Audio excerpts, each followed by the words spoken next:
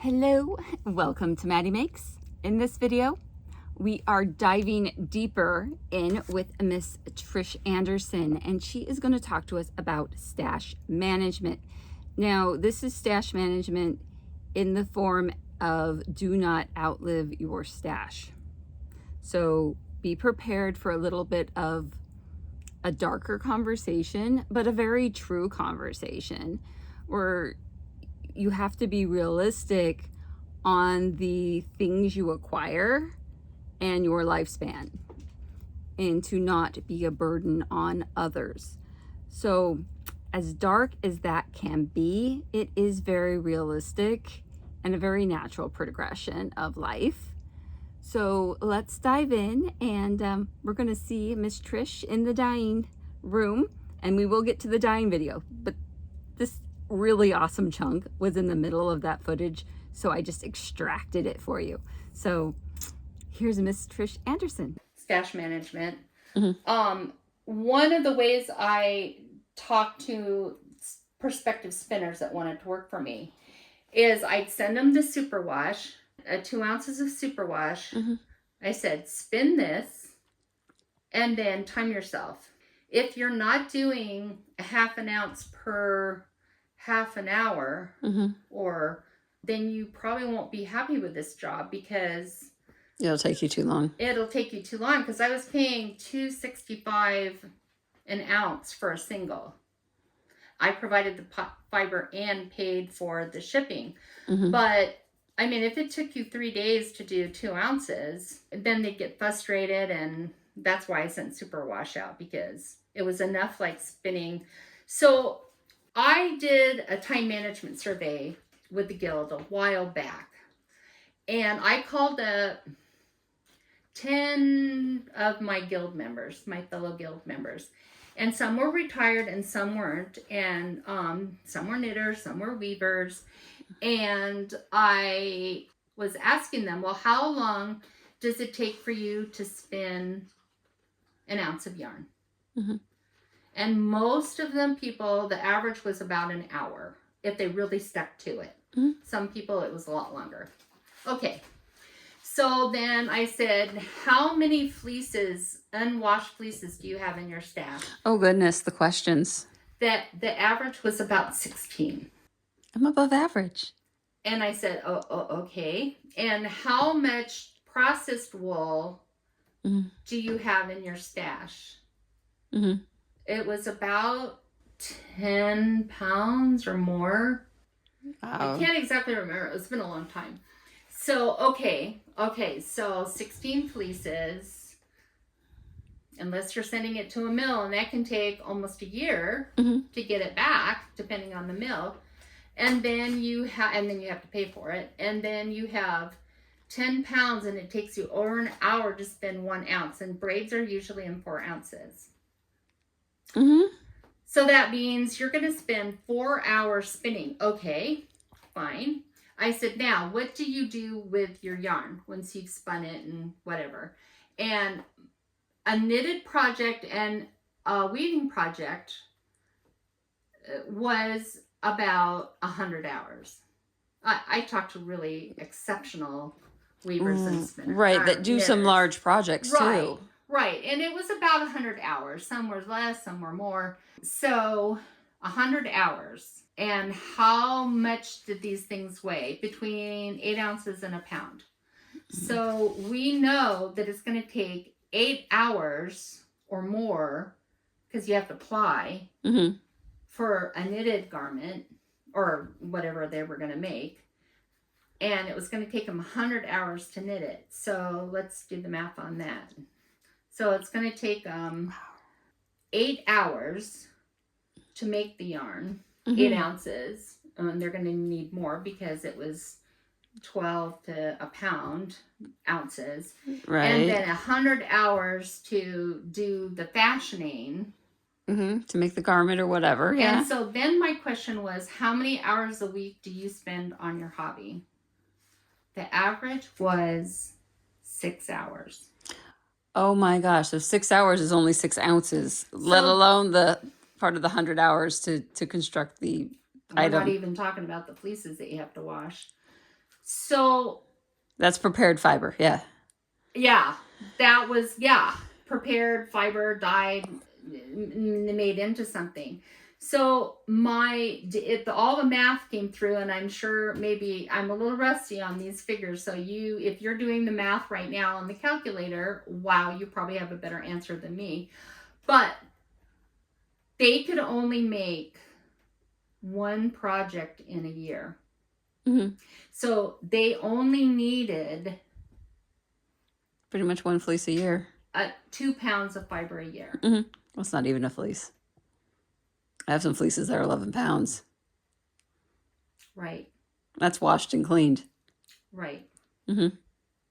And I think I might have told you this, but I'm going to tell you again. My friend Betty Abella, she filled up one house completely. She bought a farm. She filled up that house. She filled up the barn, and she filled up 2 40-foot containers. With bagged fleece. She died at her spinning wheel. What a dream. Mm-hmm. And they had to dart her border collie because it wouldn't let the sheriffs in the house. Oh, puppy. And her family had to take care of all of that. Plus, moth. Oh, yes. Especially when you're in a barn. And there's other vermin. There's rodents. Right. Well, they can chew through these Rubbermaid containers. Mm-hmm. And the moth, if you get a moth in there, not only they're going to wreak havoc in there, but they're also going to migrate to the other ones. Because they're at that point, they're breeding. And no amount of cedar chips, lavender bags. Because look, I have lavender. Mm-hmm. I made lots of bags. But if you're storing, and plus fleeces go rancid. Oh, puppies. You really should be processing a fleece before 1 year of age. After that, you're taking the chance that the lanolin will go rancid and crystallize, and then good luck. Yeah, it gets old and brittle. Yeah, so it's been in a plastic bag and sweat, so there's a good idea that it will. So what I used to do for my 4-Hers, because they'd be, they had a year to process their fleece, so we would put it in paper bags. And I would suggest everybody take their fiber out of their plastic bags, put it in the paper bags from the grocery store, and label it, and then put it in vacuum packed bags. The vacuum will surely, and I don't believe it'll felt. Now, somebody, if they know something else, please let me know. But I don't think it'll felt if it's on the shelf. Yeah. And then there's no air, and there shouldn't be a lot of wriggling around. And so the paper bags, why do I want the paper bags? Well, 1, you can label it with what it is. Yep, Sharpie works fab. And 2, grocery store bags have been treated for bugs. Because in all grocery stores. Right. Because it's a harboring site in the storage. If you've ever been behind inside the grocery store behind to get to the bathroom, I mean, there's produce everywhere back there. And the bags are on a pallet. So they have to be bug proof because there's a lot of harboring sites. Well, my daughter was HACCP certified, hazard analysis, critical control points. I've got the whole rundown. So there is a small amount, and if you're worried about chemicals, oh my gosh, you guys. There's chemicals in everything. Sorry. I mean, we're just going to have to live with the micro, whatever. So if you're going to be storing, and then really, really, really, really, because not only is it vermin fodder, but you've spent a lot of money. Right, and time. And you have the potential of wasting that money. And you're taking that money away from another facet of your life. I don't know how many times, and I know that it probably wasn't all the way true, But it was like, oh, I've been to Black Sheep and I spent so many. My kids are going to have peanut butter and jelly for the next week. And then if you never get to those fleeces, it's just such a waste. And you've gone to the trouble. I mean, it's up to you. It's your money and it's your time. But, I mean, Betty Abella, come on. And she's not unusual. I've been to, like, Julie Hughes. Her family called me after she died. They had to take the window off her fabric room because you couldn't even open the door. Now, in her fiber room, I was thinner then and I could squeeze by, but there wasn't any room to like stand there. I had to like kneel on tubs of fiber, but they had to take the window off to get things out of it. And her son was crying because Miss Audrey had 5,000 square feet of quilts, fabric, and wool. And I had already promised her that I would take care of it. And we tried to downsize her before she died. But her family was absolutely, they're like, not only do you have the grief component, but you have, what the hell am I going to do with all this crap? Right. And there's a lot of guilds out there that can help. Like the Mid-Valley Quilt Guild will help clean up all the quilt stuff. Exactly. So I get stuff in, like I said, that's my stash right there. I have maybe another pound of simply my stuff, but the rest of the fiber you see in this fiber has been donated by people that are moving or died, or their stash they realize is just way too big. And that's how I can run the cottage for free, because I have the donations. Yeah. And people donate dye, and I'll find things that, well, okay, so I found this really pretty tin, like an antique tin. And I thought, what is that doing in the cottage? Oh, that's so cute. I'll put it in my room. So then I was looking for my marriage certificate in my desk. Oh, man. Okay, I can get organized. I can't be organized. So I tore my desk off. And I'm like, well, I know it's not in here, but I hear something in this tin that had been sitting on my desk for like a year. And I opened it up. It had $300 in it. Someone donated it with the dyes? I don't know where that money came from. And I said, who put money in the cottage? And everybody goes, it wasn't me. So, your overhead cost is covered for a little bit. Right. Oh, I made a big, I was able to buy the superwash, the fiber reactive dye, more colors, all that ice dye is new. So I do put it back in the cottage, because there's no way, when I go, you want it easier to clean up. My kids do not deserve this. Luckily, my daughter has been in the fiber world. She doesn't do anything currently because she's, working full time, and she's getting her master's degree. So creativity is just, it's really hard for her. So stash management, before you go, and so I don't need yarn. But I love to hang out in yarn stores, and I want to support them because you have spinning groups or knitting groups that meet there, and it's our one in town. Did you know Apples to Oranges has a tea bar, and they have chocolate and shortbread? Nothing wrong with that. And so I love to go down there and meet up with my friends, and we sit and we knit.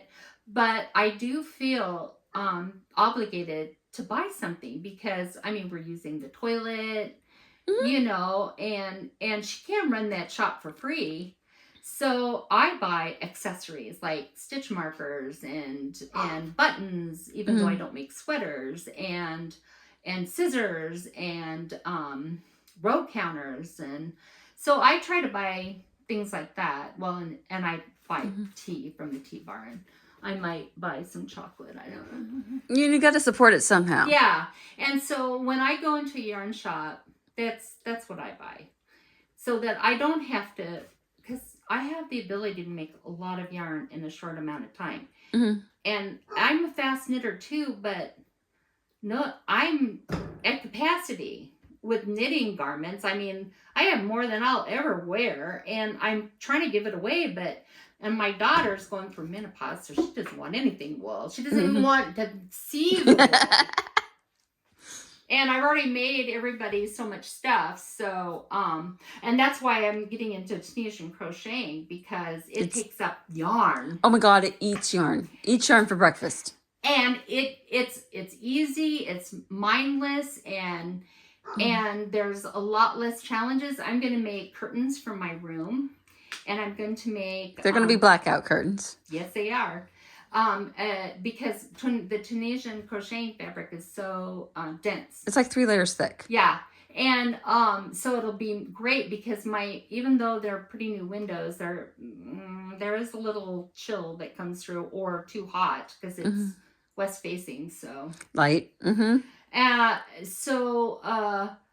I'm gonna make cushions for my outdoor chairs out of Wensleydale. Ooh. Yeah, because Wensleydale is amazingly strong, and takes up the dye so much nicer. And that's the other thing about dyeing. You've seen the examples with fine wools, which take up superwash, not so much, but it will be shinier. But the Cormo and the Merino, they take up it's like paler and more muted. But you dye the same color in, if you have Merino and you have Wensleydale, you dye them in the same color.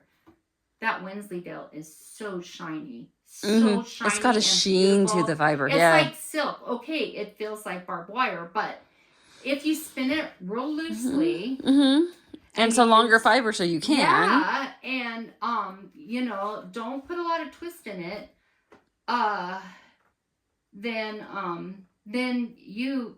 That's what it's for. It's for hard wearing sweaters and socks and fingerless mitts. So that's what I'm going to do with my friend Lois has beautiful Wensleydale. So at Black Sheep, I'm hoping to get one. I have to save it though. Give one. Because I bought this super much. And the month before that, I picked up the fiber that I had. Well, Miss Trish Anderson went on about her current stash, and really all she has is those couple bins in her cottage there. There's just a little bit of knitting as far as in the house is concerned, so it's very minimal. My husband would love it if I had a setup like that instead of it all being in the house. So I need to really think about my stash management and the fact that I have multiple hobbies in the same space, because I don't want to be a bother to him. Of course, I don't think I'm going before him, so it should be okay. I have a good track record of not going before my husband, so it should be fine. But we went on to finish dyeing that up, and you will get that in the next video next week. If you would like to see the first Trish Anderson video, it's right there.